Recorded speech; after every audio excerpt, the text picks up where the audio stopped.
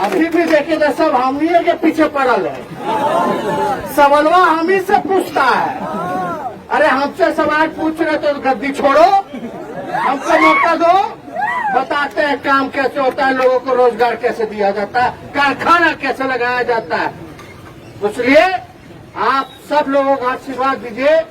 यहाँ उम्मीदवार अरुण शाह जी यहाँ है, एक एक वोट मिलेगा कि नहीं मिलेगा? देखिए भाई, पोलिंग वाला दिन सुबह ही उठ जाए तो वोट का बड़ा मैनेजमेंट ये सब करता है। ये सब जनता से नहीं ना जीतता है, मैनेजमेंट से ये लोग खुद पार्टी कर करके ये लोग को चुनाव जीतता है। इसलिए आप सब लोग अपना वोट का भी रक्षा कीजिए।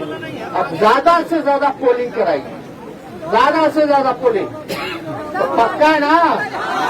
तो चुपचाप चुपचाप चुपचाप सब बोलिए, चुपचाप चुपचाप।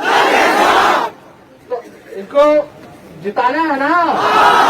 आशीर्वाद ले लीजिए। सब लोग हाथ उठा करके आशीर्वाद दे दीजिए।